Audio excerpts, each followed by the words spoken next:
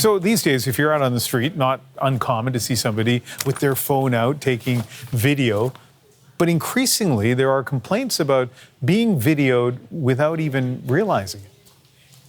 We believe that glasses are going to be the ideal form factor for the next generation of computing. There's a difference between people looking at these and saying, those are Meta glasses, and looking at them and saying, that has a camera.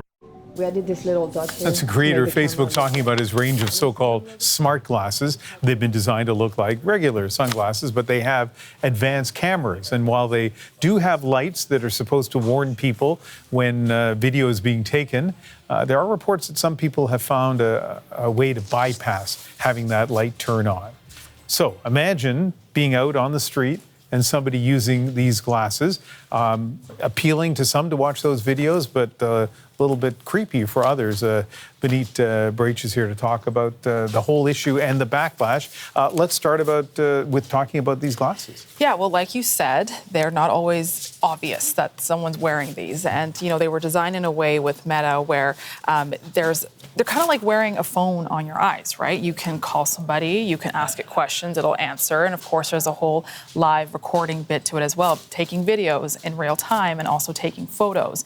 And these were made in a way that Meta wants them to be like everyday wear. And that's also raising questions as well, right? So they go anywhere from about $277 to around $600. So, you know, more affordable than just a phone that you're purchasing as well.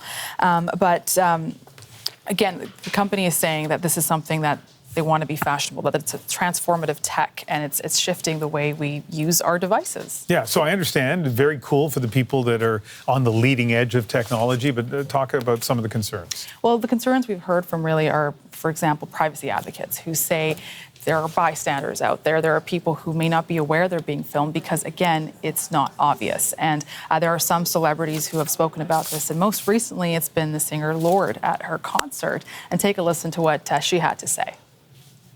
Can I just say, for the record, the glasses.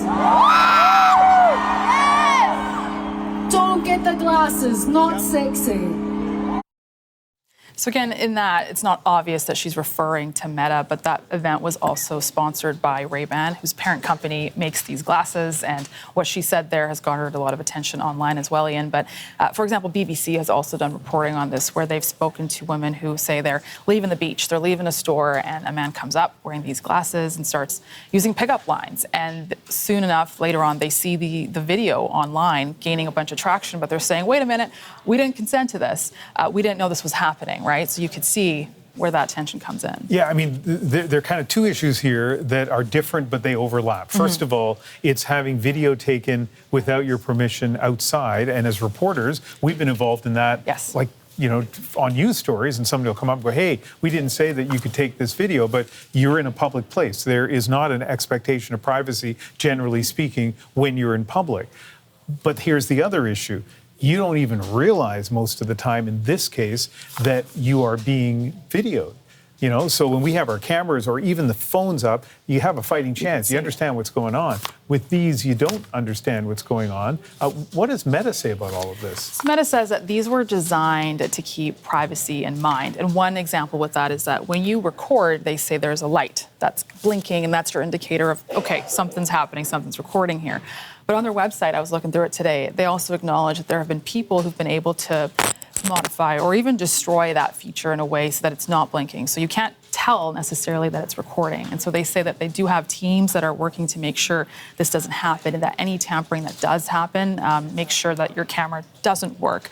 But this is an ongoing question that they're dealing with too, is how do we, you know, avoid that from happening and making people feel violated in a way. Yeah, I think how phones have transformed the way we gather video, even for this job. Like when Sears, the chain closed down, we asked for permission to go in and video when they finally shut down, and the company was kind of dilly-dallying, I don't know if we're going to do this or not. So I just walked in with my phone. It was very obvious what I was doing, but it had broadcast quality video. Are you tempted at all to get a pair of these? I'm assuming you don't have one now. I don't have one now, but it depends on the person and if you're being responsible. I could see if I drive a lot, for example, if you were on a scenic drive and you say, hey, capture a video, traffic even, it can tell you like what's the best way to navigate where I'm going. If you're traveling and you're on a pretty kayak or canoe and you want to not get your phone out, that I could see the appeal. I truly do.